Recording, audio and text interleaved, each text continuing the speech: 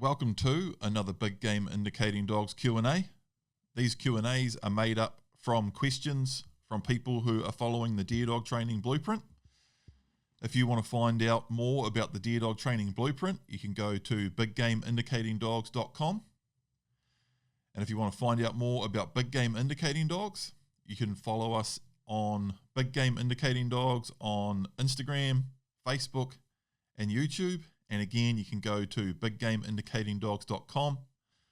We've got loads of articles and all of the time codes and notes on these Q&As and heaps of Q&As over there. And there's loads on YouTube, Big Game Indicating Dogs, and the Deer Dog Training Blueprint. Let's get into the Q&A. First question, Mitchell. His pup is howling to the fire siren and also picking up sticks and rocks. His pup is slow to the come command when holding sticks and rocks. And Mitchell has been taking the sticks and rocks out of the pup's mouth when it comes to him. Okay, so a couple of things there. The pup howling to the fire siren. That's a hard one, man. That really is a hard one. I don't know if there's other dogs howling. Are you in town? Are you out in the country? Even if you can't hear other dogs howling when the fire siren starts, your dog might be able to hear, your pup might be able to hear other dogs howling that you can't hear, And to be honest, I've never had a dog that does that. I've definitely heard it. It's quite often, living in town, basically almost any time you're in town and the fire siren goes off, you hear dogs in the neighborhood start howling. Very, very common. But to be honest, I've never had a dog that does it. That's probably coincidence. I'm not sure if there's more to it than that, Definitely barking and whining and stuff like that is often more of a symptom, than an isolated habit. Barking and howling and whining and all of that sort of stuff really is. But then again, it's often not too, and it's often sort of a hereditary thing or just a personality thing with the dog. So, if I'd love to know how old that pup is.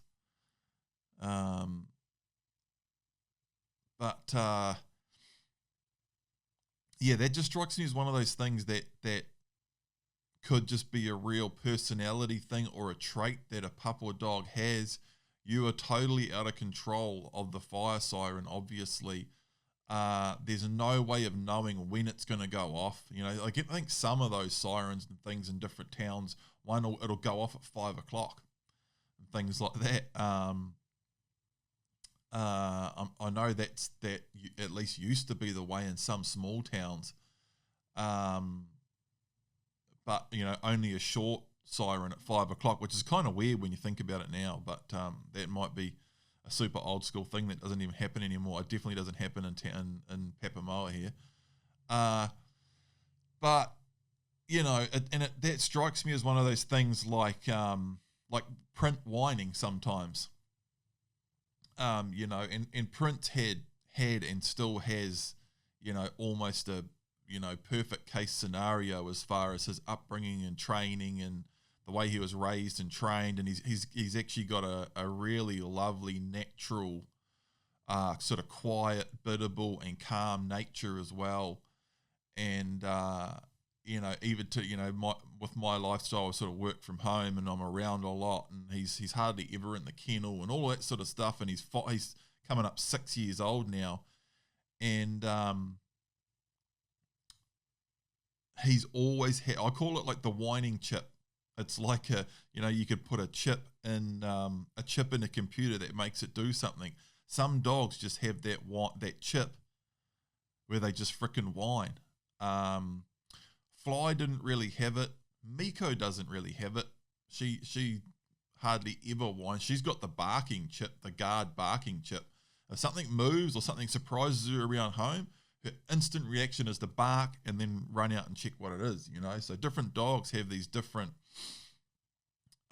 traits, you know, and Prince got that trait of whining when he's excited, when it doesn't matter.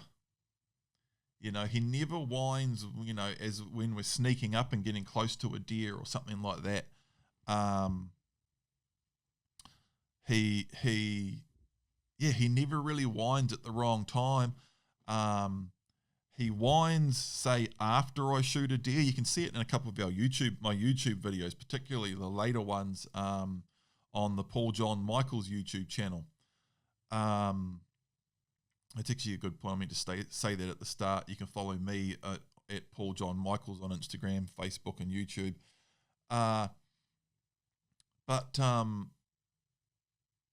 Yeah. So if I've shot a deer, say a long range deer, and Prince very good at reading my body language. Say if I shoot a deer, and then I'm relaxed and he's terrible. This is actually the worst time that he does it, when I talk to the camera.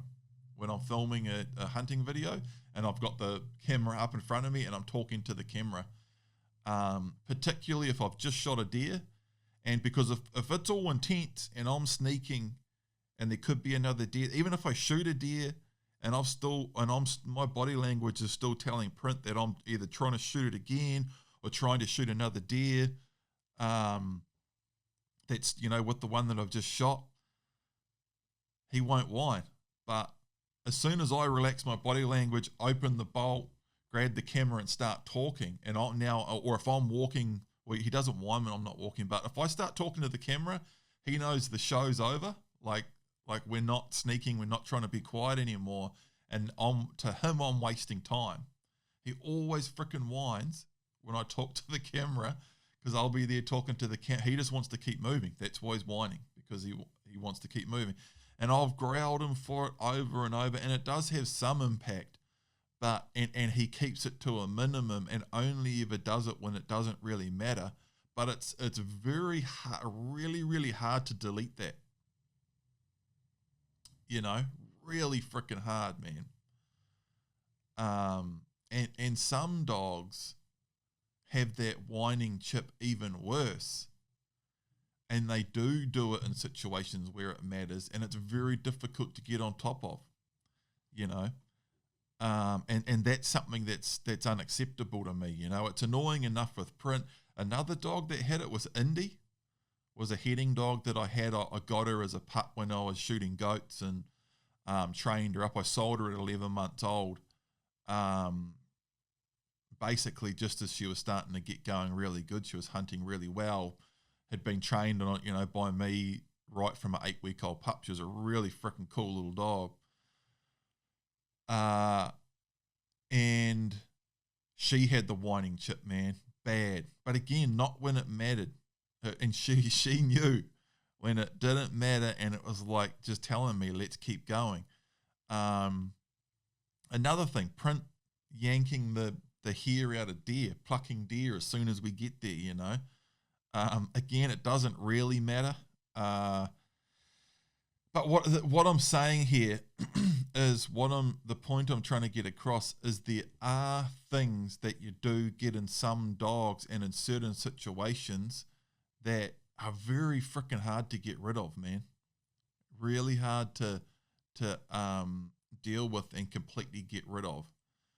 You know, and that's why it's so important to choose the right dog. I'm not saying you haven't got the right dog here, and I'll keep going on about this thing, but it's one of the reasons why it's so freaking important to choose the right dog, the right breed, from the right line of that breed, and really get something good, and then do the right things with it, and little things like that whining and things like that. You know, like if anyone's watched the Blueprint and is familiar with, you know, how I train dogs and how we do it and all of that, you know it's very comprehensive and very controlled and structured. And Prince still has these little things that he, I mean, he's a really freaking good dog, about as good as they can get, really. You know, and that's a big statement. But there's not much more that you can do with the dog to try and make it better. You know, yeah, there'll be dogs that do things better than him and things like that, but there's not much in it, you know. And he's still got these little things. And so imagine if you really let them go, you know, things can get really squirrely. But that pup howling to the fire siren, man, I don't know how. Like, I've shortened this question right down here. It's just basically a couple of lines of notes on what the gist of the question is. I don't know how you would eliminate that. I really don't. I'm not guessing it's a huge problem, really. You know, like as I was saying, I've been in places where the dogs do it every single time the siren goes off. Sometimes there's a symphony of every dog in the neighborhood starting up, and then as the siren winds down, they stop. And I don't know how that is a huge issue. There's a loud siren going off at the same time anyway. I can see why dogs will do it, particularly if there's other dogs doing it at the same time. And it might just be, I just think it's one of those things that's going to be very difficult to deal with. Yeah, that's my take on that, man. I don't know what else to say about it based on you know, what was in the question and what the question is. If it's an ongoing thing or something, or there's more to it, let me know. But yeah, that's a little ramble on it. On the picking up sticks and rocks. So you say the dog's slow on the come command when holding sticks and rocks. You can't let a pup hold sticks and rocks. And you say you've been taking the sticks and rocks out of the pup's mouth when it comes to you. So it's like you're basically training and you're letting your pup pick up sticks and rocks and carry them. And when the pup is holding sticks and rocks, it's slow to respond to the come command. And then when the pup gets to you, that's the only real time you're taking the sticks and rocks out, is when you happen to do a come command and then you pull the sticks and rocks out of the pup's mouth. So several things there. First of all, as soon as the pup or dog picks up a stick or a rock, the second it opens its mouth to pick it up, you go, and you step in as quickly as possible. And you take it out straight away and keep walking. And if it does it again, you do that again. If it does it again, you do that again. I guarantee you pretty quickly that pup will get sick of picking up sticks and rocks. Having said that too, though, that can be one of those things with certain pups that could be a really freaking annoying thing that you just have to keep the pressure on and be extremely consistent with for a long time until it wears out. And it will wear out, and the pup or dog will get older, and it'll get sick of you stepping in and taking the rocks out of its mouth. And there's no excuses for not being able to do that either. That's just a diligence thing. You know, that the only reason to, but it gets difficult, or I get sick of it, or this or that. You just, every single time, it's very simple.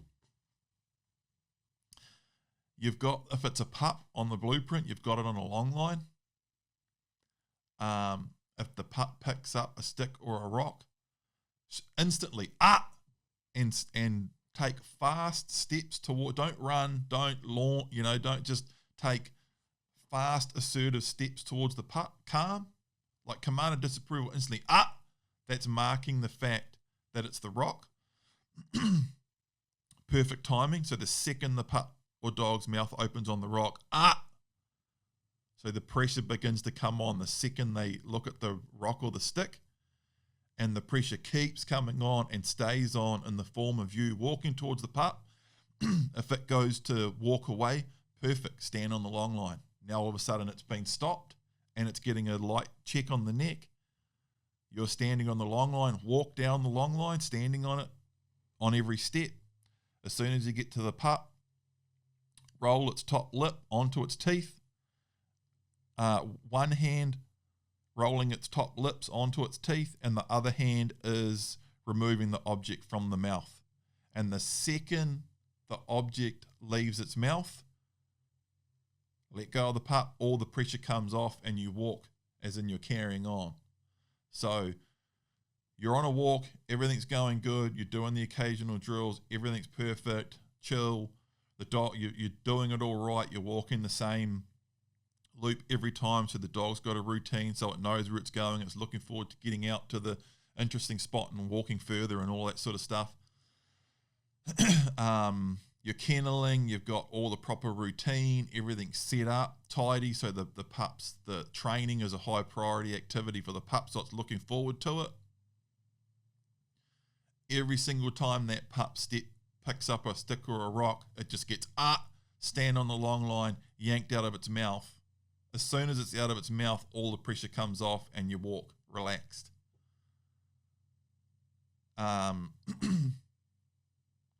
Again, that's one of those things I've had it a lot, particularly deal with boot camp dogs when I used to do that and I was training other people's dogs.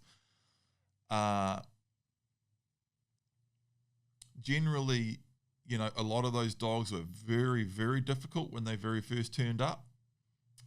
Generally, even the best ones had 2 or 3 different niggly things like that. Constantly picking up sticks or rocks, or getting up off the sit, or you name it. Not wanting to continually break range, things like that. So all of these things that we commonly get questions about, and if you deal with them correctly and diligently, they generally don't last long at all. And, we get the odd one that pops up in Q&As like this. Nah, I'm doing it. Doesn't matter what I do. Just keeps doing it. And it's like, it doesn't really make sense to me because I've never had a consistent issue with something like that. But anyway, so it's very important that you don't let the pup or dog hold and carry sticks and rocks. The second they pick them up, you step in and take them out of the pup's mouth like that. And then the come command, then you don't have your issue with the come command, or at least the sticks and the rocks aren't a sort of spanner in the works where you're like, is the pup not coming because of the stick and rock, or is it not coming because my come command or my recall isn't going well for whatever reason? So you just can't let pups in training pick up and carry around sticks and rocks. You can't do it. And the other thing is you're saying the pup's slow onto the come command when it's holding sticks and rocks, and you take the sticks and rocks out, and you're only taking the sticks and rocks out when the pup comes to a come command. Well, no wonder it's slow coming to the come command with a stick or a rock in its mouth. It's because it knows you're going to take it out of its mouth. And that's one, if it likes carrying sticks and rocks, then one, it's like, okay, I don't get to carry the stick or rock anymore. And also, it's the same with the whole, stand on the long line, grab the pup's, roll the pup's top lip into its teeth, and you can sort of do that, hold the pup's top lip with one hand, and as you're grabbing and you're sort of pushing pressure down with the other hand, so you're prying the mouth open. But if a pup or a dog wants to just clamp down, when it does that, that's when rolling the top lips into the top teeth will make the pup or dog open its mouth. That's a very, very common technique for getting a pup or a dog to let go of something that it doesn't want to. It's not a comfortable thing. It's something the pup or dog would rather not do. And carrying a rock and a stick is a fairly low priority activity generally overall. So it doesn't the pros and cons, or the sort of risk reward for the dog, for the pup or dog is it's a no-brainer,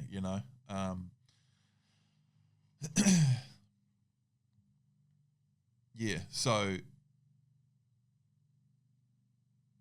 but on that no wonder the pup is slow to come with the rock in its mouth, because it doesn't want to lose the rock, even though it's a pretty weird low priority thing that shouldn't even be a big deal anyway. And two, having something taken out of their mouth isn't an enjoyable experience, anyway, so it doesn't want that either. So no wonder it's screwing up your come command. So that's why you've got to preempt it, and you can't let a pup or a dog randomly pick up random stuff, and that's something even to this day, man. And I don't let my dogs eat random shit. And I've heard people that have had dogs their whole lives and stuff like that say, their dogs, when the subject comes up of dogs eating random stuff, people say, "Oh, you can't. It's a dog." Like they say it like that, it's a dog. You can't stop a dog eating random stuff. Man, I'll never, and I'm lucky that my dogs are indicating dogs, but I will never let my dogs eat anything that I haven't given them as food around me, ever. And that's another one of those niggly things that I just keep constant pressure on. Because they'll all, Print and Miko will both try to eat rabbit shit. Even when we're out on the fields and stuff around Papamoa, they'll try to eat it. And not full on, because I always keep pressure on it. But if you don't, some of those things can get pretty weird, and the dog's just like hoovering up rabbit shit. My dogs will do it occasionally, absent-mindedly, when I haven't told them off for it for a while. But the second I see my dogs eating anything, when we're out and about, I'm just instantly, "Get out of it!" like that. And they're like, "Oh shit, not meant to do that." And some people will probably see me out in the park or down on the beach, and they're having a nice, relaxed, leisurely walk with their dogs, and here's this guy yelling at his dog, "Get out of it!" And they're probably like, "Shit," they didn't even know what was going on, and I'm just randomly yelling at my dog, as far as they're concerned. But you just don't want your dog eating random stuff, and there's lots of really good reasons for that too. Like there could be fish hooks on the beach with bait in them. There could be around camps and huts in the bush, there could be rat bait. We've talked about this in podcasts, and I'm sure I've talked about this in Q&As before, where people just love throwing poison around willy-nilly like it's candy floss, they really do. It pisses me off. And that's another example. And it's amazing how relaxed people are about it too. Like, the amount of times I've turned up to huts, and there's like a half-burnt campfire with a whole pile of half-burnt rat bait on top of it. And the little campfire right outside of Doc Hut, I've seen piles of rat bait right under the steps of the hut, like right where the dog could easily just eat it. I've seen rat bait all under bunks and under benches and on the shelf under a bench. And I've also seen rat bait and poison in all sorts of random places in and around huts and camps and where someone's laid it, even in a bait station, and the rats are taking it and making nests, and because rats will take rat bait and stash it in different places, even pulling houses down, old houses down and stuff like that, pulling old buildings apart and down, you'll find old rat nests in the wall with just like all this old rat bait stacked up, stuff like that. So I'm rambling massively here anyway, but all of that sort of stuff, man, is that was the other thing I was going to say too, is I was thinking probably the reason I'm having a ramble about this is because I was thinking about that subject, about dogs eating random stuff. Recently, I actually remember seeing it come up on the Mount Papamoa Facebook notice board page. You know how most towns have those these days, and someone put up a post a while ago talking about karaka berries, and there's karaka trees around here, and they were saying, just letting everyone know, be really careful with all the karaka berries around all the parks and stuff around Papamoa, because in Auckland, anywhere where there's karaka berries, there's signs up everywhere, because apparently people's dogs eat the karaka berries and they are poisonous, and they can either poison your dog or make it really sick. I think they can even kill your dog. So apparently in Auckland, there's all these signs everywhere, and this person was horrified that there weren't signs everywhere around Papamoa letting everyone to know, don't let your dogs eat karaka berries and stuff. And now the signs are up everywhere in Papamoa, and I saw that. I was like, well, there's one more reason why you won't see me casually standing there while my dog's just hoovering up God knows what out of the grass over there, I could go on and on about it. Hydatids, different parasites and things like that, I won't even get into that, but maybe Google hydatids and dogs and things like that. Also, dogs eating random stuff. Trapping, doing possums, and the pigs used to eat the possums, and they would leave often just the skin and pieces of the head and tail and the claws, the paws off the possums. The pigs wouldn't eat those. Not, definitely not every time anyway. And that's sort of one guy that I heard talking about that. Oh, you can't stop a dog from eating random stuff. It's a dog. And then I was talking to another guy about that, and he had a lab that used to do that he'd be doing his trap line, and his lab used to, eat all the bits of skin and paws and claws and stuff, and next thing he's in the middle of the bush on like a 6-week trapping trip, and his dog's whole colon was blocked up with possum claws and bones and bits of bullshit, and he had to pack up his whole stuff, fly out, and it cost thousands, and take it to the vet, and they had to cut the dog open and remove this huge blockage in its intestines, So all of these things, guys,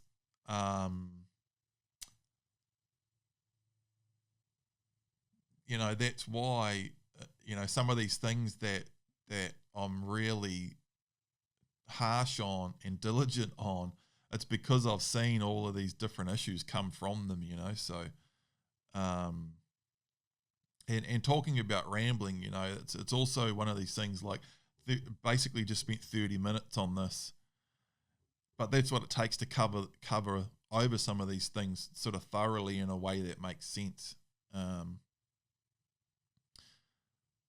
Anyway, Jack, hey Paul, my 6-month-old GSP Rico is doing very well on the blueprint. He is only struggling with his commands when other dogs or people are around.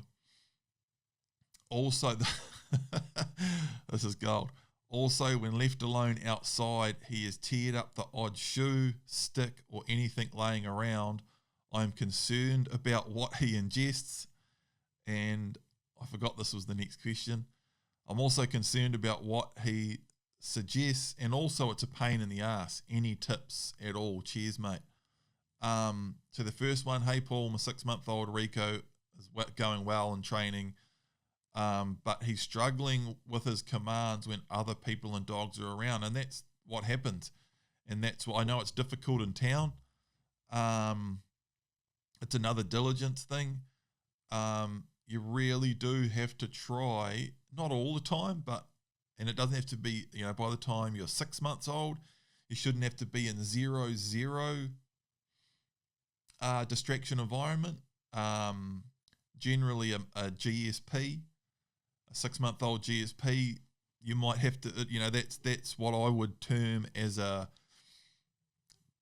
potentially slower maturing, higher energy, more easily distracted type of dog.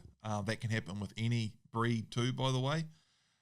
Prince still to this day he's getting better and better as he gets older and older, but Print has always had a thing with other dogs. He's just freaking so distracted by them. It's always driven me up the wall, but it's just, again, it's something I have to be diligent on. But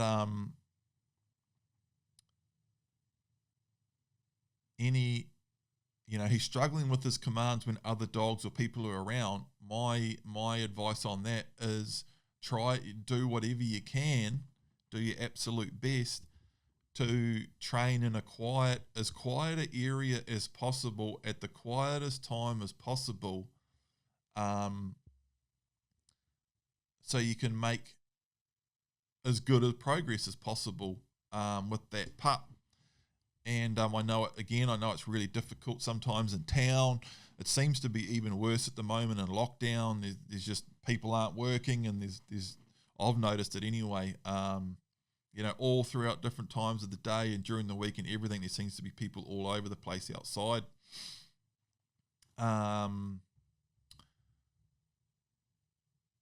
But I would just work really hard, and that's to be expected with a 6-month-old pup of any breed, really, is that when other people and other dogs are around, it will be difficult, and the dog will be very distracted during stop drills and what have you. And so the better you can be at getting in a quieter area at a quiet time, the better progress you'll make. And it's really important to do that. Otherwise, you're just setting the pup up to fail. And this come up again in just a post in the Big Game Indicating Dogs Inner Circle about, there's that old saying that practice makes perfect, and that's total bullshit. Practice makes permanent. Perfect practice makes perfect permanent. So if you're trying to practice stop drills with the 6-month-old GSP pup in an extremely high distraction environment, and the pup's constantly struggling with it, and it's getting up off the stop, and it's just constantly getting up off the stop, and you're having a lot of trouble with it, then having issues in the stop drill is what you're practicing. And the more issues you have for the longer time,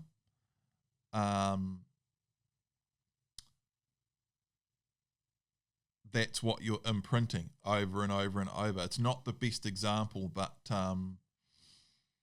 shooting practice is a good one for that. Lots of different things at practicing, but shooting practice. Let's say you're practicing shooting, and there's actually a lot of science behind this, by the way. Certain organizations have found, with actually learning lots of things, and shooting's a great example of it, is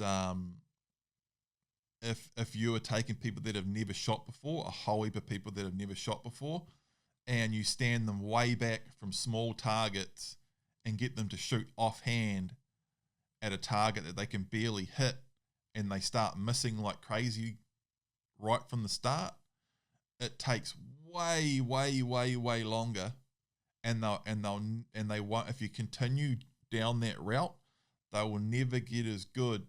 It'll take way longer, and they'll never get as good as they could have got if you had just taken them right up close to a nice big easy target, and that they can hit, and get them to practice hitting closer and closer to the center on an easy target, and practice the form.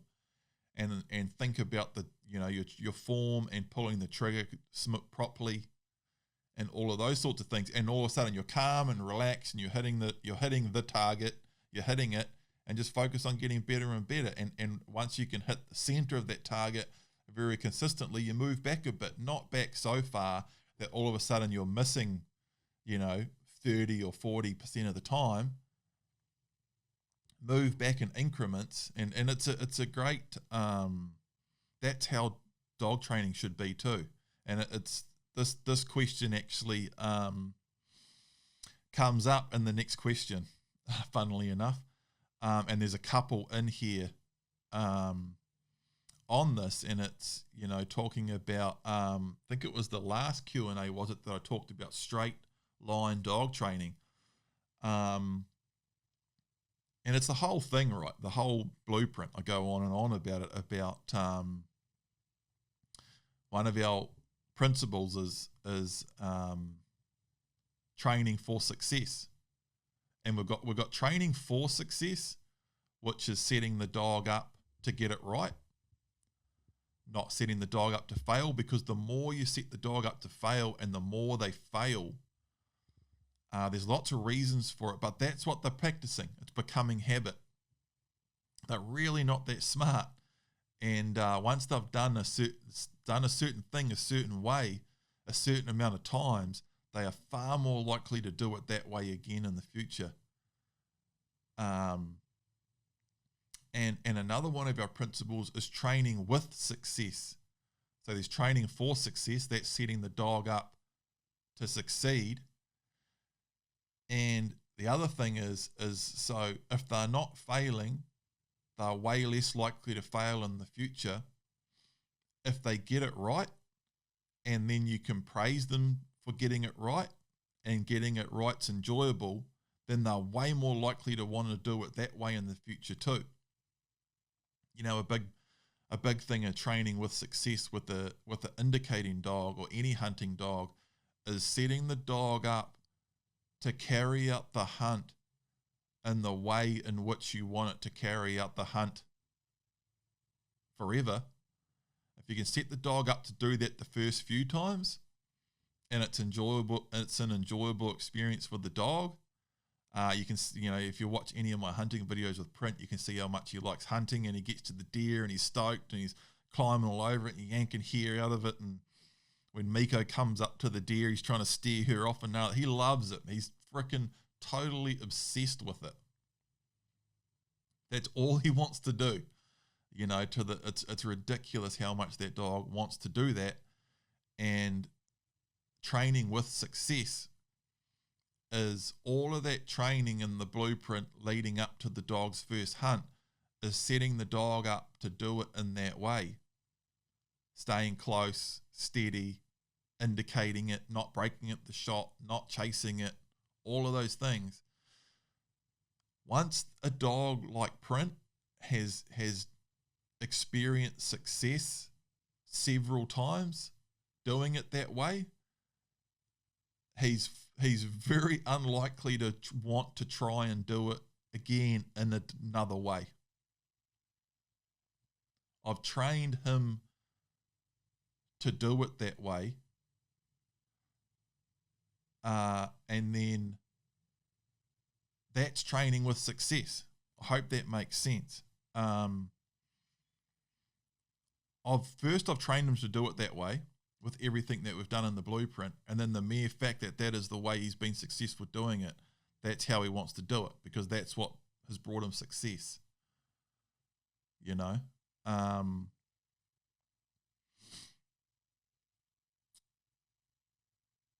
But yeah, anyway, I'm way off track again from the question, but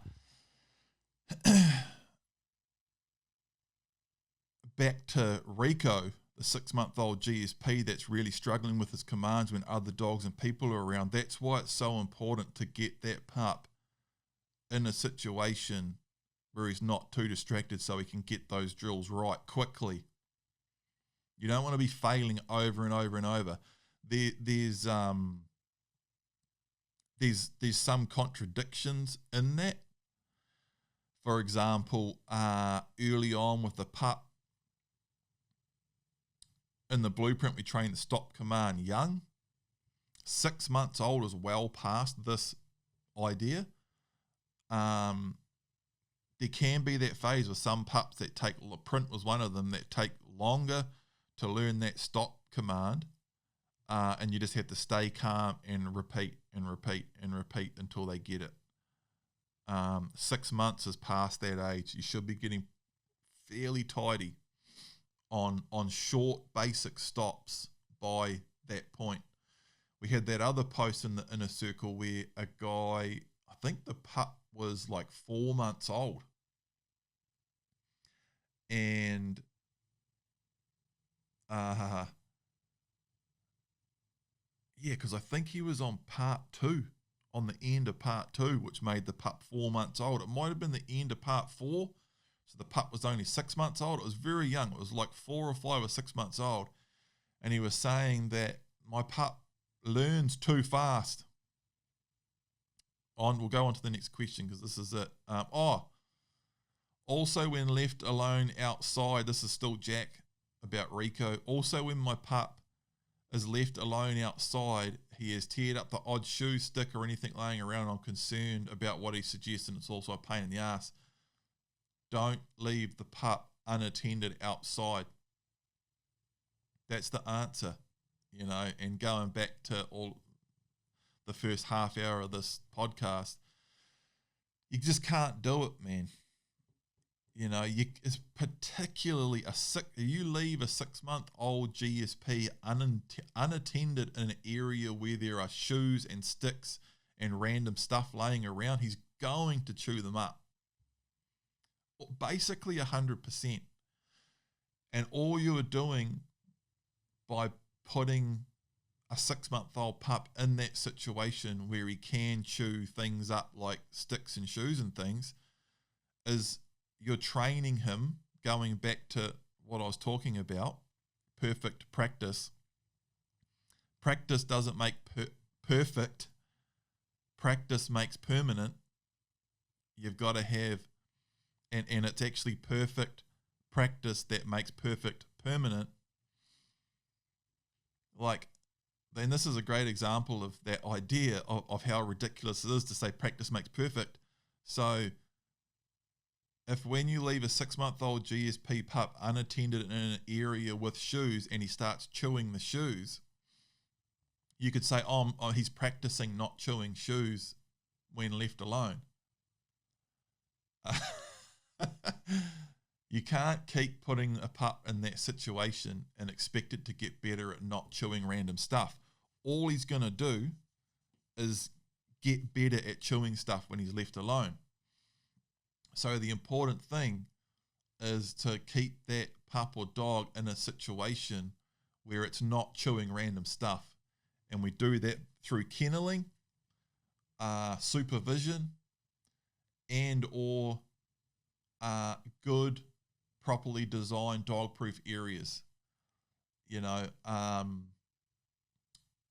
That's why kennel and run's so important, and that's why I don't load my pup or dog's kennel and run or crate up with a whole bunch of random crap to chew. I've talked about this before because I don't like training a pup or a dog to just constantly chew stuff when they're alone. But my dogs don't chew random stuff. I can leave them inside my house for a couple of hours at a time when I go out, now that they're older. And because I've always done that perfect practice with that. I've never put them in a situation where they can chew random stuff. That's a real big thing for me, because dogs that chew stuff is so freaking annoying, man. Prince way past his chewing days now. Miko has been a real freaking chewer. Really annoying. She's 3 now, and she'll still do it. She's getting better, but if I put in during bird shooting season, if I put Miko in the back of my truck, I don't have a proper dog box for my truck at the moment, so I can't put my dogs in a dog box in the canopy of my ute and then put a whole bunch of stuff in and around the dog box. so the dogs are separated from the gear in my ute.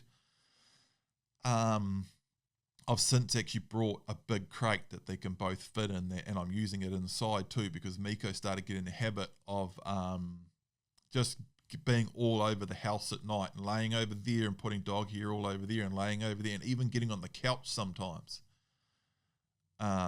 because she's just not ready for that much responsibility. Printers, I can leave Print free inside the house and overnight and he won't do anything annoying. Miko is getting up and walking around and going all over the place.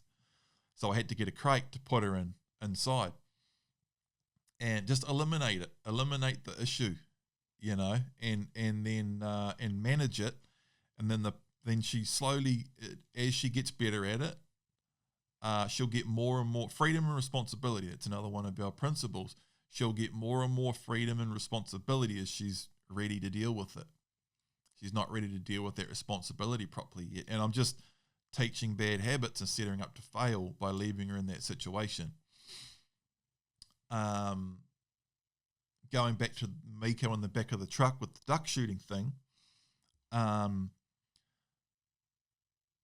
she chewed the straps on a couple of my decoy bags. If I put her in the back of the truck with the decoy bags, if it's only a short drive or she's tired and relaxed because we were hunting the next day, the day before, or we hunted that morning and I'm going for an evening shoot, far less likely to do it. But if she's hadn't been doing anything for a couple of days, and then we go somewhere and there's gear in the back of the truck, in the same space as her, and I stop somewhere for an hour, so she's sitting in the truck bored, wanting to keep going. She chewed one of the straps on my decoy bag. Another day, this one's very offensive. She chewed, one of my Lucky Duck spinner decoys. She chewed the beak. It was in a decoy bag with the nose sticking out, and it was just perfectly that corner of that bag with that decoy in it was hanging right out. So right where the gap in the back of the truck was that Miko was sitting, the beak of this decoy was just sort of sticking out. All she had to do was basically turn her head and it was in her mouth. And she didn't completely chew it off or mince it, but when I went to set up the spinner, the end of the beak was just a little bit chewed. And I think she might have chewed a couple of straps during duck shooting. And like that sort of stuff, while it's like, haha, you could laugh at it, but what if you are a bit sloppy with that and the dog learns that habit, and you put your dog in your big Tatonka hunting pack with all your gear in it, and you get off the ferry in Blenheim, and you drive 6 hours down to the west coast to go for your big annual raw hunting trip, and you go to get your pack out, and hang on, one of your straps on your pack's flapping around at 5 o'clock in the morning when you've been driving all night, and you haven't got something to fix it properly with. It's a little bit of an issue with a 20 kilo pack. So it's, like this is a real rambly Q&A, but it's just one of those things that, and this is why, old farmers and old experienced hunters just get very freaking blunt, and they to people that may not be so experienced, they seem it's almost seems like it's irrational, and they're just like, you can't let your dog do that, and they'll just walk away because they don't want to sit there, and they know you're probably not going to listen anyway. They don't. It takes an hour to explain it, and because they've had something one day from some stupid little thing that's just completely ruined something quite important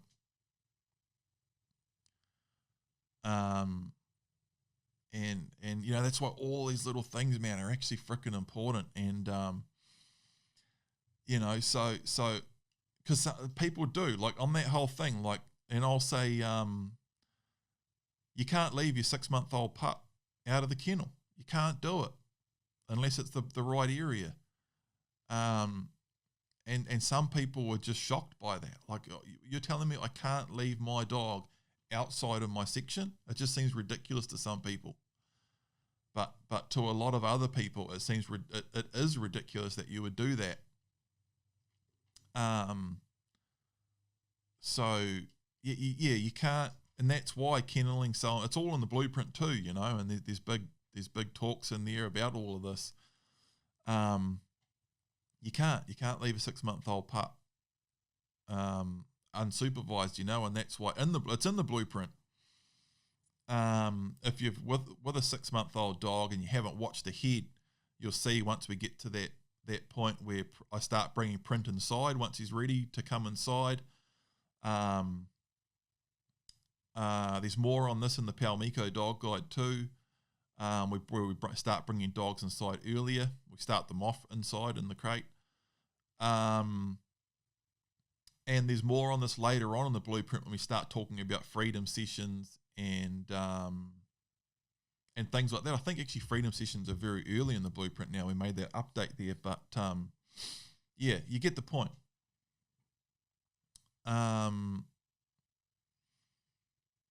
John, my pup is learning really fast, basically doing the next thing perfectly first time every time I move on to the next thing. And here I've got a little note to also talk about the other guy that was moving too fast with the young pup. So it was basically getting everything wrong every time he tried to move on to the next thing.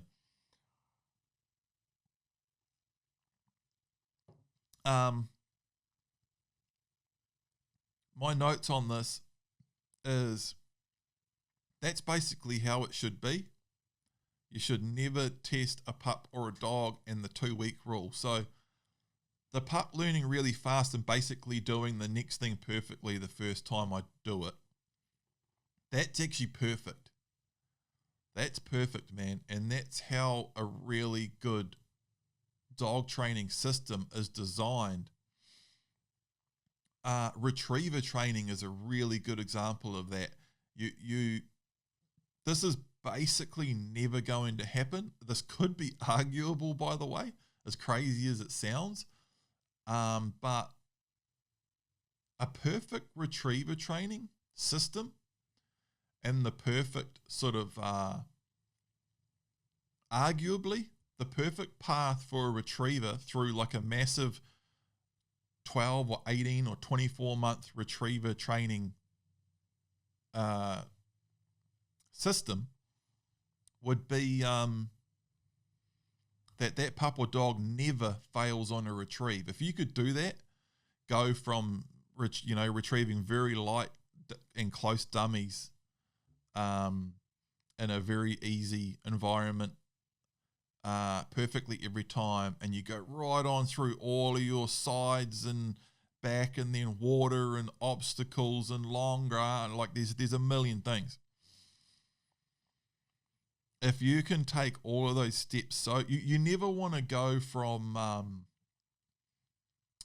throwing a nice light easy dummy up to 20 meters to just getting one of those big heavy bird dummies and throwing it into a bunch of blackberry. So the dog just goes from getting every retrieve perfect to can't get that. And now you've got a dog that's left a bird behind. And now you've got a dog that knows it's an option to leave a bird behind. You never want to do that. So the perfect case scenario is you do short retrieves for long enough where the first time you do a multiple, you've done so many single retrieves that you tell the dog to sit. Its first double retrieve. You throw 2 dummies, and they sort of do. When you throw that second one, they go, "Oh shit!" and they're looking at both of them, and you send them for one, and they go for one, and they come back, And you can see it. They're sort of, okay, I've brought it back. I've only ever done one, and they're looking at you, and they're looking at the dummy. They think they're done.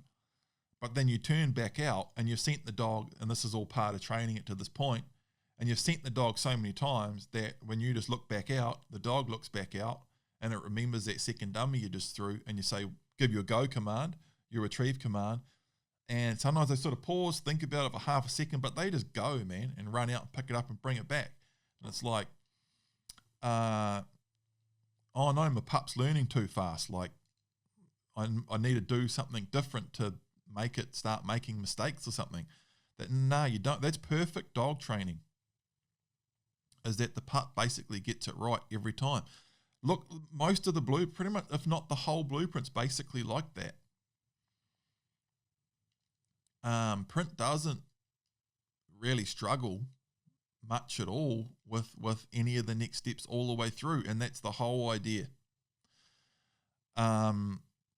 You never want to test a pup or dog. Never test anything. That's like a massive, old school, incredibly well-known fundamental principle of good dog training is you don't test the dog. You're always trying to set it up to be able to carry out the next step perfectly the first time you do it. That's like the whole thing. And I've got here the 2-week rule. And, you know, this is a huge generalization, and it's not correct all the time. But a very good sort of rough parameter and is, by the way, too, another good note here is just because that first time that dog does that double retrieve, and you're like, God, it did a double the very first time. So I'll grab my third dummy out and throw that straight away. Oh my God, it did a triple. I'm going to throw the fourth one into the river behind it. No, stop. Slow down. I've spoken about this before too, but the best way to do it is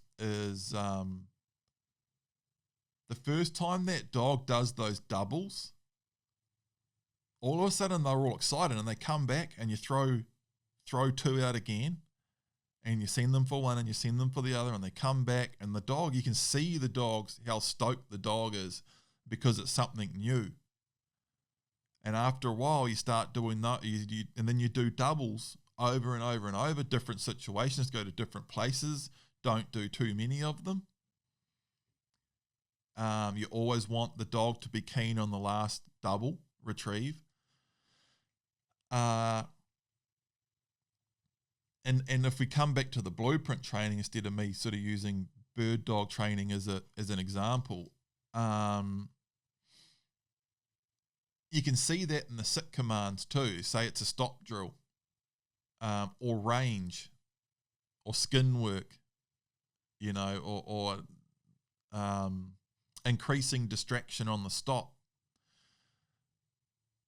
Let's use that example, increasing distraction on the stop. So putting the dog on a stop, and you can throw stuff around, you can throw balls. In the blueprint, I used to have 2 dogs, and I would put print on a stop and get that other dog to stand up and start walking around the dog that's on a stop. So I've got one dog sitting, and I get this other dog walking around in circles around it. I can walk around in circles around the other dog. I can shoot guns. I can bang clappers. I can throw a branch around that was laying in the paddock. In the blueprint, I get to the point where I've got the other dog, I'm telling Fly to speak up, and Fly's barking and jumping around print, laying down. The first time you do something like that, even the first time you start walking around, doing a quarter circle around the dog or doing a full circle around a young dog on a stop drill,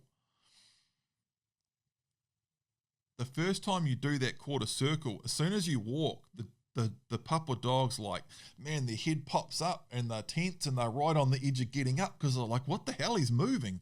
He doesn't move when we do a stop drill. This is crazy. But then you go back out and do that again tomorrow, and his head will sort of pop up, but he'll be more relaxed about it. And then you go out and do it again the next day and the next day and the next day, and the next day. And within a week or 10 days or 2 weeks, they get to the point, and you can actually see this in Prince's body language in the blueprint. They get to the point where you say sit. It gets comical. They just flop down, and you can see in their body language, they're just like, Jesus, another one of these. They're bored of it, but there's the way you've structured all the training and the drills and everything. There's no way around it, and you don't want them loathing it. That's getting to the point where it's too much. But you can see them just flop down, and you walk around them, and they're just sitting there like a happy pant, just like, sweet, I'm probably going to get a pat soon, and then he's going to give me the release, and we're going to carry on and do something else, you know. So it's very important it's perfect if your pup or dog gets it right the first time you do something, then you want to repeat it till it's just, it's just automatic. The dog's not surprised. It's not all tense and full on and like trying to work out what's going on. It knows exactly what's happening. And you want to get to that point and repeat that for a few days, and then add our next tiny little step that's so easy that the dog just does it. It'll notice it, and you can see them noticing it. And then you want to repeat it until you can't even see them noticing it anymore. And then we add something else. That's like perfect case scenario, man. You know, and we had that post where that guy was moving too fast. He was saying, I can't remember. I think it might have been 4 months old. It might have been 5 or 6 months old. I can't remember, but I think it might have been 4 months old. And he was saying, my pup's getting up off the stop. You know, he said, I'm on part 2. So if he's on part 2, his pup should have been around that 4 months old. And at part 2, we're doing pretty low key work on the stops. We don't start doing more advanced stuff and extended stops and stuff till far later on in training. And he's saying, sometimes it's my pup will sort of stay there at 5 meters, but once I get back to like 20 meters, sometimes it gets up. It's like, well, slow down, man. You know?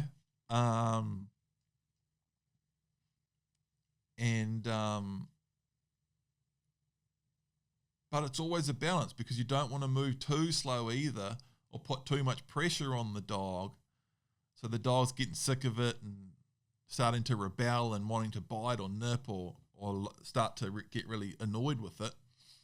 It's all a balance. It's all reading and timing.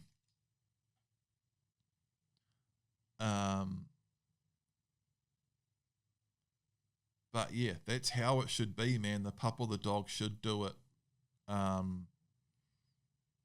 First time, every time. If you have the odd little slip up, no biggie, you can work through it.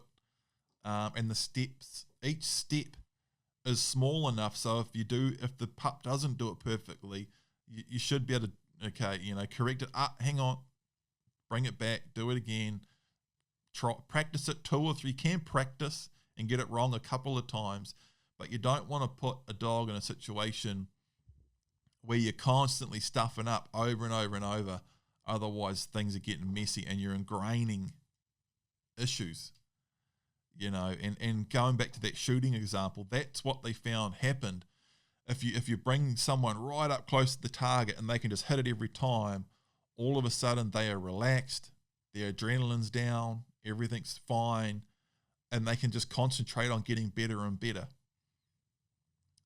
If you bring someone way back from the target and all of a sudden they're missing every time, it's the same with a dog. All of a sudden it's getting it wrong every time. You're like, no, get back, go back here, sit down. And it's just a massive confusing mess. And tension gets higher and you're more likely to screw up next time. And it just gets very freaking messy.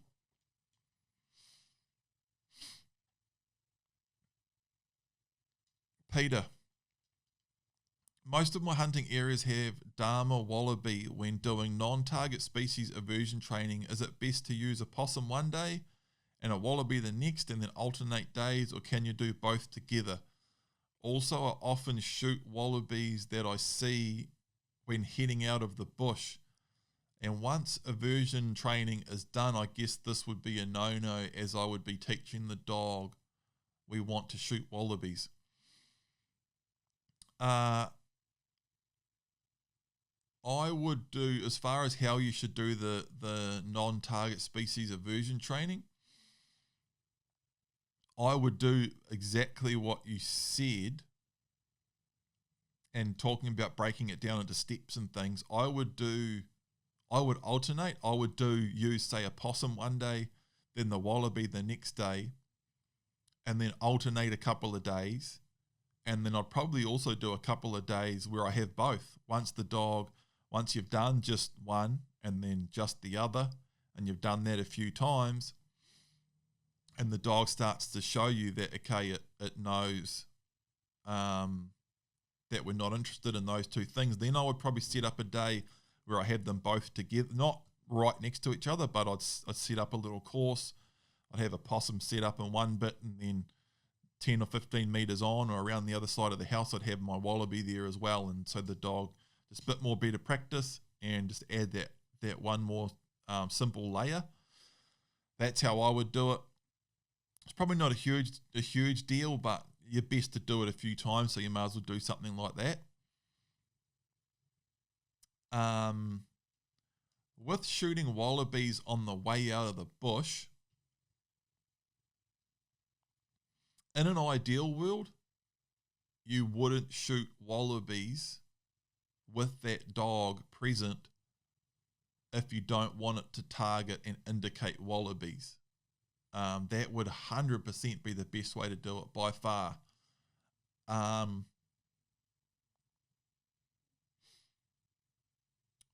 wouldn't necessarily not shoot wallabies. This is how I would do it. Here's your two options. So exactly what I just said.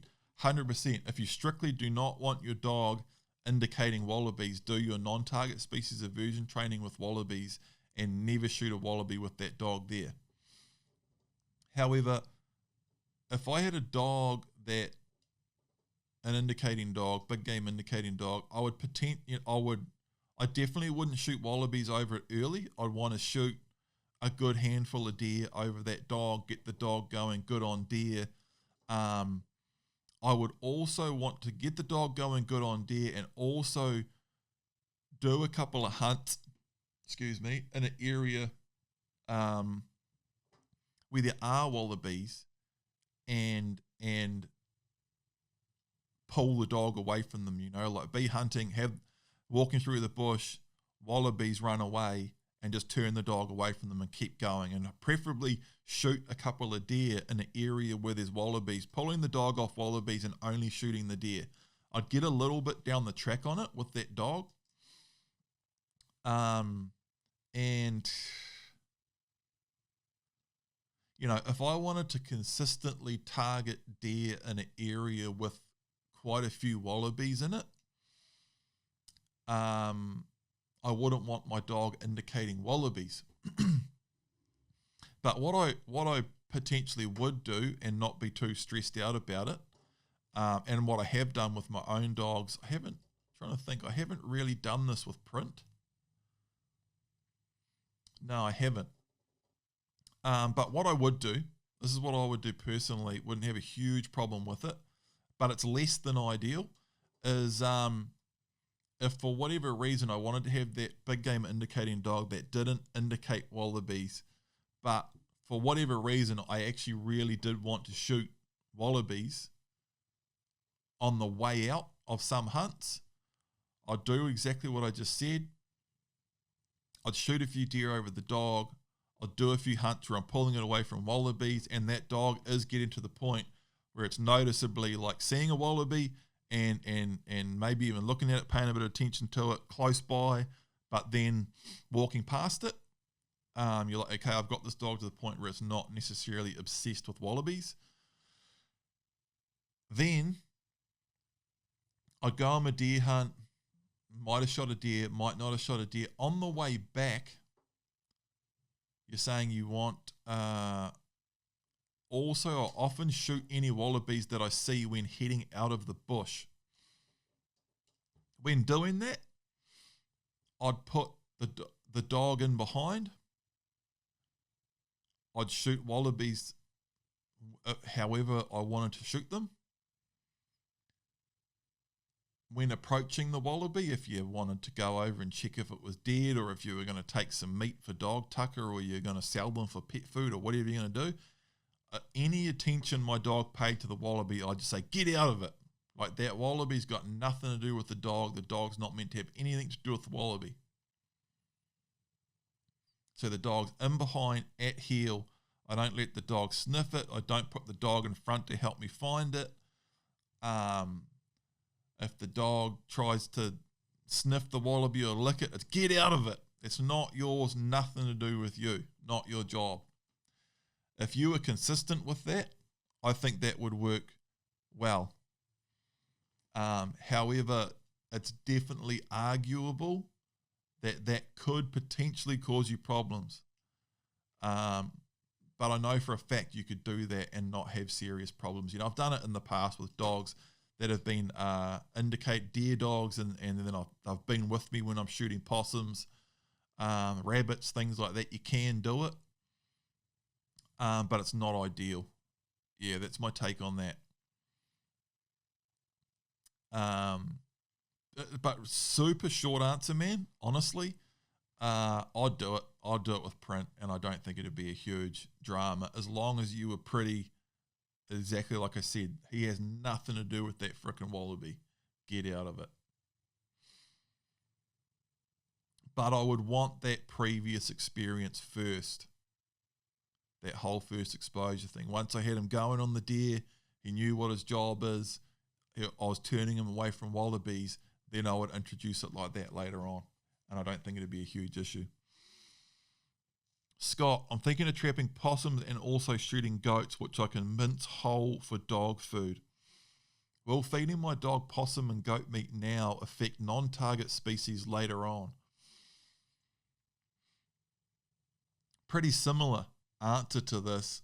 I think if you wanted to be super ultra pedantic and you were like, man, under no circumstances do I want my dog ever indicating a possum or a goat, and that's like a super high priority for me, I would say, yep. And I don't really, there's not a real practical reason or need for me to feed my dogs possum and goat. I'd say, yeah, I'd probably flag it. I'd probably not do it. But you know, that's a pretty extreme case. But it's pretty important to cover that off too. I definitely wouldn't say, nah, man, don't worry about it. It has absolutely nothing to do with it.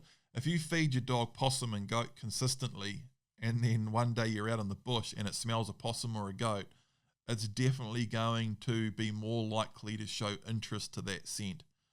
100%. Having said that too, though, it's a pretty minor issue, man. And if you do all of your if you train your dog correctly, so it's a proper under control big game indicating dog, you do your non-target species with possum and goat meat, and then you just go out and start shooting deer over that dog. And anytime it shows interest in something that you eventually confirm to be a possum or a goat, you give it a command of disapproval and pull it away from it, and you never shoot a possum or a goat over that dog, and you do everything else correctly, while the whole time you're feeding it possum and goat meat, it's not an issue, man. Dogs have situational awareness. It's like the goat hunter that has a pet goat at home, and he's got a bailing dog that'll, bite a big billy on the ass to pull him up in the bush and bail the hell out of it, and hunt and indicate goats just like an absolute nutcase, super driven towards hunting goats. but doesn't even bat an eyelid at the pet goat at home that's on a chain, because it knows that that's the pet goat at home and on the chain, and it doesn't hunt that. You know, dogs do have that capacity, 100%. I do think some of these things that people have their own experience with, that, I fed my dog this, it's never an issue, or, you know, I've got a pet goat, so don't worry about it, it's all bullshit. I do think it can be easy to fob stuff like that off and say, nah, it's bullshit, mate, not an issue, do it, you'll be fine. But if you say that to enough people, you are going to set someone up to fail somewhere, particularly if you don't explain it properly and all the ins and outs and exactly how to do it. Because you might sort of be, you know, especially if you're a really experienced hunter, there's probably a lot of things that you do habitually that when you're telling someone that isn't as experienced, you know, that they might not do or might not find obvious, and you can set people up to fail and go and get into trouble on things. But that's my answer to it, man. You should be fine provided you do everything correctly. I really don't think it'll be an issue at all. Let's have a drink.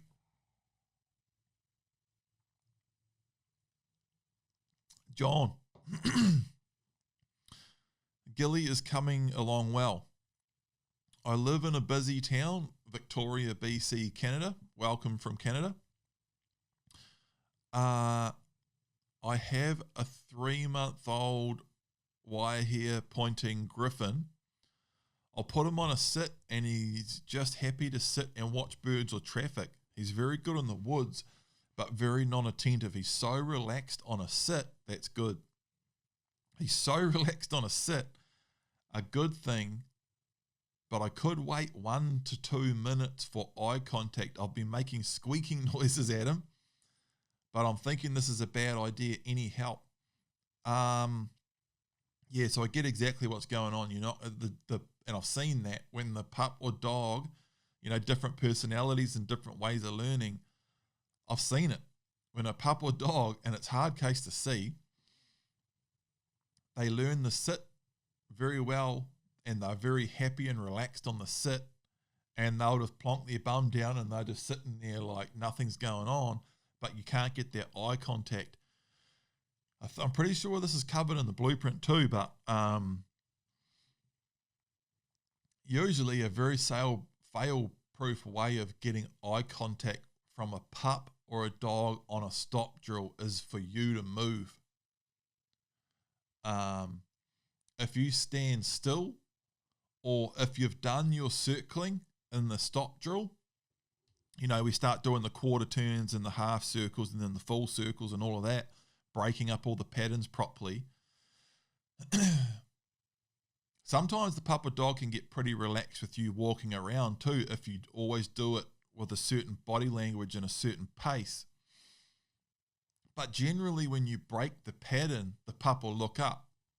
Pretty freaking rare, man. I don't think I've ever seen that. Like, for example, if you put that pup on a sit and then you stop and face it, and all of a sudden you do 2 fast steps to the right, even like, you know, stomp your foot a little bit louder. Do a couple of fast steps to the right with your arm out, like you're pointing in the direction in which you want to go. And pretty freaking rare that pup won't look up at you if you do that quick body movement. And as soon as they look up, even if it's real bad and the pup will look up quickly and then instantly look away, I would break that rule of wanting a couple of seconds eye contact before the release. As soon as they look up, I would just give my go command. If they were real bad and they weren't releasing off the go command, I would have the long line in my hand so I can pop them up off the stop to that go command. So worst case scenario, a pup with 0 eye contact that doesn't even have a go command. I've seen that when they get so sticky and relaxed off the stop that you actually have to start doing something to get them to respond to the go command, at least in a nice crisp way. I circle, pause, take a quick step. So they're like, whoa, what's going on here? And the second they look up and give them a yank on the long line to pop them up and go. And as soon as we're going, I'm like, good pup, come on. And we're walking. If I really wanted to get it moving, I'd be like, good puppy, and give it a pat and then shut up and walk.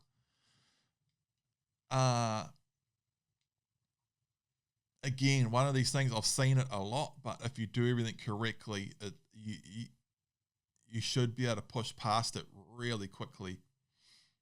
And then once that movement, that quick movement begins to become connected to the release, generally any sort of movement like that, like pause and then 2 steps to the right, the pup will look up, anticipating the release. And then I just start anticipating that pause between getting eye contact and the release. And you can even sort of take 2 steps and like you freeze, but you're like leaning with an arm out and the pup's anticipating it because your body language is telling, oh, we're going to go, you're ready, and you're almost twitching. And you can sort of exaggerate all of that to get the pup to freeze, and it's staring at you, and you just stretch it out like half a second at a time. So within 2 or 3 days of 1 or 2 sessions a day, 3 or 4 drills a session, I can take a pup from no eye contact, doesn't even know what a release command is, to like really whipping its head around, locking on me and holding locked for like 3 seconds. And as soon as I give the go command, they're popping up and walking off. But that's how you do it, man, is movement. Those 2 fast steps works really well. And yeah, I would stay away from making noises to get the pup to look at you. And then the next layer of it is once the pup, and it's sort of the whole idea of the stop command, there's a balance to it, but the whole idea of the stop command and eye contact and attentiveness, and again, attentiveness and looking to us for direction, all done perfectly, is actually a huge part of the stop command. Like I've talked about this a lot in Q&As and how much of everything we're building off that stop command it's pretty hard to get across. You know, I can't overstate. It's difficult to overstate how much we are building off that stop command, and then it's not just a stop, it's kind of everything. We use it to sort of chain and as a building block, and it's our foundation of everything, and it's sort of what everything branches off. And if you do it all correctly, the stop is what anchors the pup. And as soon as it's anchored on the stop, all it's thinking about is getting the release from you.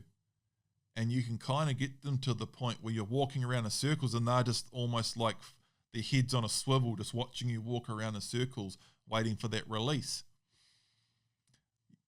How I said there's a balance to that, because you really don't, particularly later on, you don't want the pup or the dog that intense that it's just like, you know, and you see that in some of the stuff that's a bit competitive and stuff like that, and they're using treats and e-collars and different things, and, you know, you see videos on Facebook where someone's got this dog and they're going like, hop, ho, and the dog's like going from sit to laying down, and then they're walking and it's like whipping in between their legs as they're taking each step and going around and around in circles and whipping into heel and all that sort of stuff. It's good to have an attentive dog and all that sort of stuff, but I don't really want my dog like that. You can do it, and I know how to do it. And you know, it's a bit gimmicky, It's freaking awesome that you can do that, and people that can do that, they have an amazing understanding of how to train a dog. It is cool, but the balance to it is, and that whole, like if you try to go real deep down that road, you can get a dog so on edge and use all of those tools of manipulation of body language and leaning to go and like, hey, like look over here and all that sort of stuff to keep a dog right on a knife edge like that. But the balance to it is, I want a dog. I love a dog to have a nice relaxed sit and just be happy, but attentive enough that it's not a pain in the ass, and again, you can see it in print, in the blueprint, in later parts, walking along. It's really funny in the, when I'm doing the I've done all my clapper work, all my introduction to gunfire, shooting over the dog, and I'm doing my stop to the shot. And Print's so relaxed in training. We've done so much of it, and we've done it in that whole step-by-step way, so it's easy for the dog. He's getting the next step right every time and all of that. Where you literally fire a gun and Print just sits down and he's like just laying, like super relaxed, just flops. He actually lays down because he's like, okay, we're doing a shooting drill. This is going to take a while. He doesn't even bother sitting. He just lays straight down and he's just laying there in the sun in a happy pant. And I'm walking around in circles shooting the gun. And then once the drill gets to about the time and about the point where I generally release him, he'll start to keep a sort of a relaxed eye on me. And then when I pause and he really hears it, sees it coming, you see his ears prick up a bit. Sure enough, and he starts walking.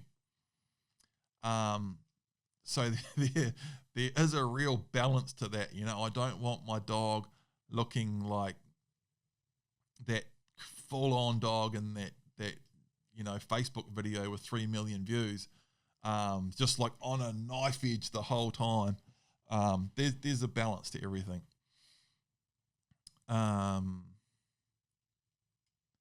But that's how I do that, man. That movement. Even the most relaxed pup that won't give you eye contact, if you just sprint it away, there's no way he's just going to sit there looking, so sit there and not notice that you've gone.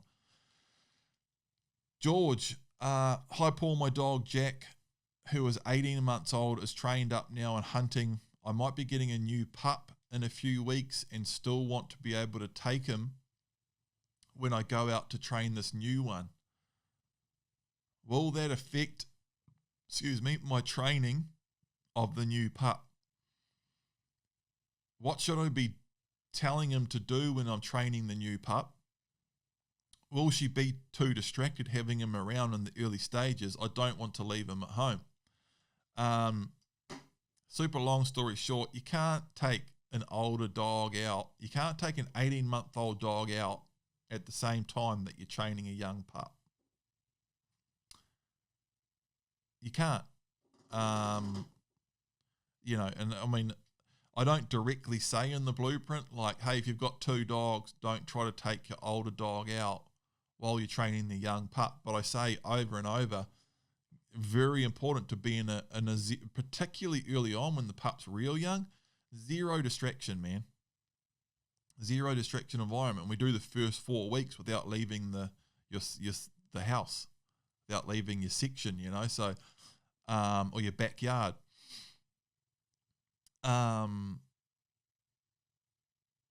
So yeah, I wouldn't.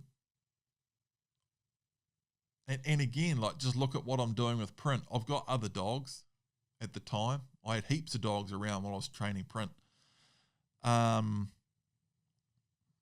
As far as introducing other dogs and having other dogs around, I mean, and I think it's in part 1 of the blueprint where it's definitely in part 1 where we introduce Fly. I believe it's also in part 1 now where I talk about freedom sessions and doing freedom sessions with another dog there, keeping a bit of an eye on them, making sure that it doesn't get out of hand,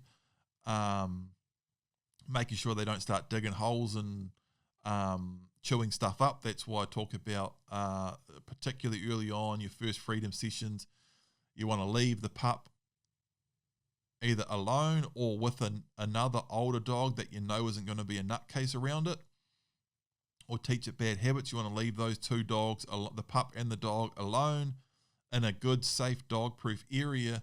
But the first few times, definitely, when you do that, you're like you leave them in the backyard and you go outside and you watch them out the window for 10 minutes and just see what they're going to do, see what they're going to be like. And if anything happens, you know, you stick your head out the window, cut that out, and go outside and stop it. You know, like if the pup it's an old, I've talked about all this stuff over and over and over.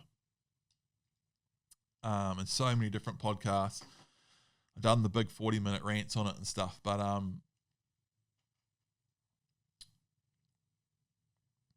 might be getting a new pup in a few weeks and still want to be able to take. I've got an older dog that's going really well. I might be getting a new pup and I still want to be able to take the older dog out when I train him. Will that affect my training for the new pup? Yes, it will. It'll have a massive negative effect on the training with your new pup, and I highly recommend that you don't do it. What should I be telling him to do when I'm training the new girl? Nothing, because he shouldn't be there.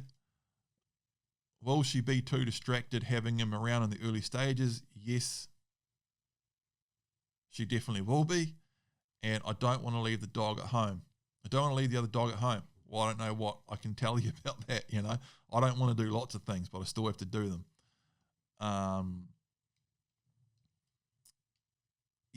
It's just, you need low distraction, man, and you can't set a pup up to fail like that, and it's just going to be a massive pain in the ass to screw you over.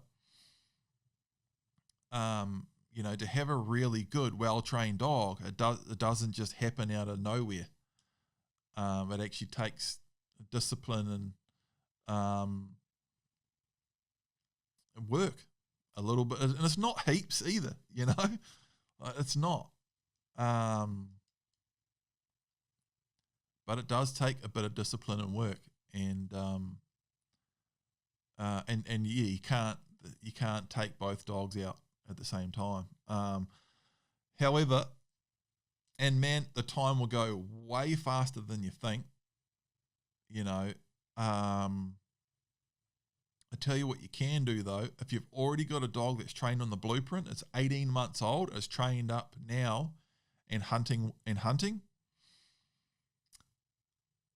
However good that dog is now, in another 12 to 18 months, it'll be, if you keep doing everything correctly, if you keep managing that dog correctly, it'll be way better and nicer and easier to have around.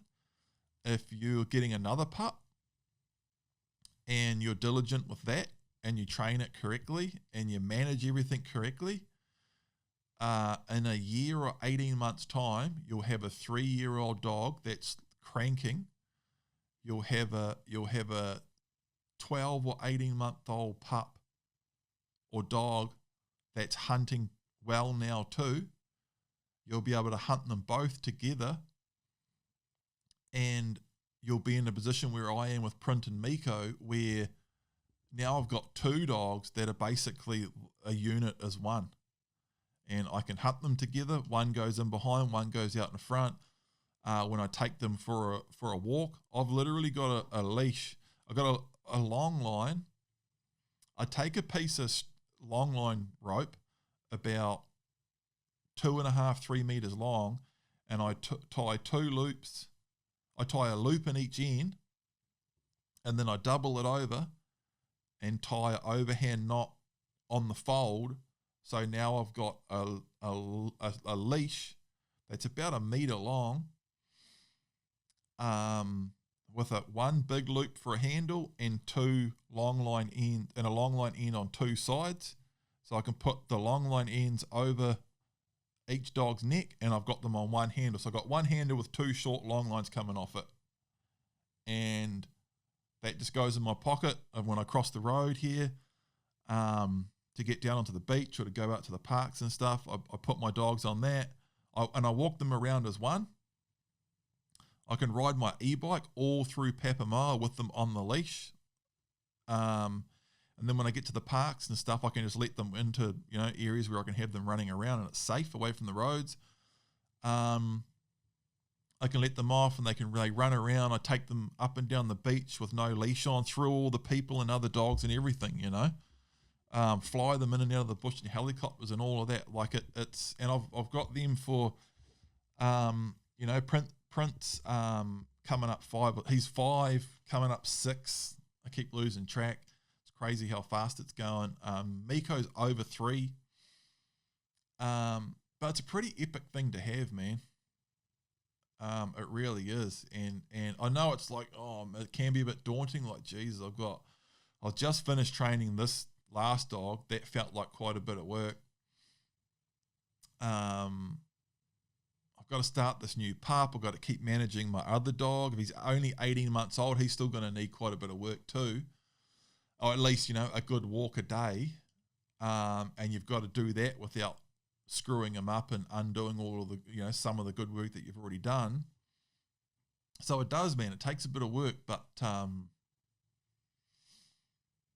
it's so worth it, The result that you get out of it is so good, and the issues you can have if you start to break all the rules is are pretty big too, So talking about that sort of cost reward thing, I think it works out pretty good.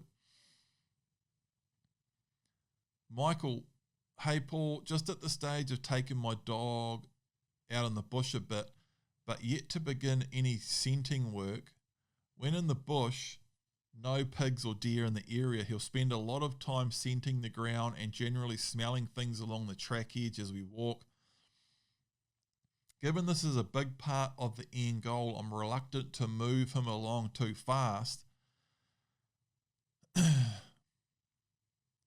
but also don't want to allow him too much time just smelling the track edge, as we can end up just standing there. He is always ground scented really well throughout the training, but now more so in the bush. Any advice on how long to allow him in one area when I know there's no deer around? I'm about to begin scent training also, so I imagine this could have an impact on this behavior. If you know there's no pigs or deer in the area, I wouldn't, again, it's a real balance thing. I wouldn't be super militant about it. Some people say, don't let the dog put its nose down while you're training. Like, they get real full on about it. Basically, don't let his nose touch the ground. And I've heard these things. I've never, to be honest, I've only really seen people say that, like on forums and Facebook and stuff. People that, for all reasons, should know what they're talking about. But I'm definitely not that. I let the dog put its nose down. I let it win stuff. And again, we've talked about this a lot in Q&As and that, but this is one of the many reasons why it is important to do all of your early training in areas where there is no deer scent. There's exceptions to that if you live on a deer farm or whatever. It's not the end of the world. But in an ideal world, but yeah, I'd like, if I'm walking along a track, if the dog's sniffing around the edge of the track, it'll often be sniffing where other people have walked, where other dogs have been, maybe where possums have been. Especially with a young dog, those first few times out in new areas like that, there's a lot going on. There's a lot of smells. On the one hand, I don't want to be like, hurry up, move on, and like put all this pressure on the dog and make it this sort of really intense negative experience. I want to give the dog time to soak it in and stay relaxed and all of that, but I don't want it to turn into this like weird situation where I'm just standing there and my pup's standing there as well, just sniffing over and over. So it's just you really have to just try and use common sense. But I'd just sort of keep them moving a bit and just, come on, and just give your go command and point. You can sort of bump into them from behind too, if you say, and they just ignore it and their nose just stays down, I'll just gently bump into their bum with my shin. If it gets really weird, I'll step past them and give them a little pull with the long line. Again, it's one of those things that if you do everything correctly, I've definitely seen it. I've seen it where dogs just want to constantly stop. That used to be a real common one with boot camp dogs coming in. But yeah, I'd just keep it moving, man. I wouldn't be super intense about it. I'd let the dog just naturally walk and sniff and put its nose down and occasionally pause and stop and sniff. But it'd sort of be, if I was in an area where I knew there wasn't pigs and deer, and the pup, and in 100 meters, if my pup stopped twice and sort of put its nose down for a couple of seconds, I'd pause, give it 1, 2, 3, and get it moving again. And if it did that, say in a 100-meter space of walking, if it did it once at the start, once 20 meters later, and once again 30 meters later, I'd just give it 2 or 3 seconds, get it moving again. Good girl, good boy. Give it a pat. Keep it light. Keep it positive. If it started doing it every 10 meters or something, or was barely even moving, then I'd get things moving along again. But I definitely, and I think it was in the last Q&A that I had a big talk about this and talking about pushing dogs past scent and putting too much pressure on dogs and not reading them and stuff. That's definitely one thing to me is definitely very important with a big game indicating dog, is I always want it to feel comfortable stopping in front of me. And if you get something like that, like never let your dog put its nose down. Like, I've literally seen that. I've actually seen people that are meant to be, really good dog trainers and helping people to train dogs and stuff. I've seen them comment that, like, big thread, there's all the stuff going on, and then they just chime in and just never let your dog put its nose down in training. I'm like, holy, you must, you must know something I don't know, because,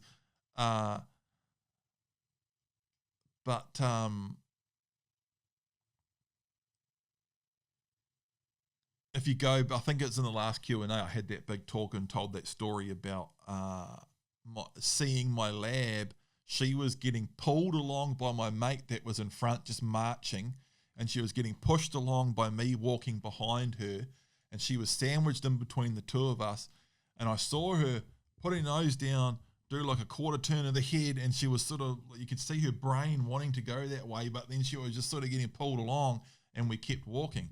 Actually, another interesting note that I just thought of on that's after walking through Poronui Station for 2 or 3 hours, constantly walking past deer, because that whole station is full of deer. We just hopped over the boundary.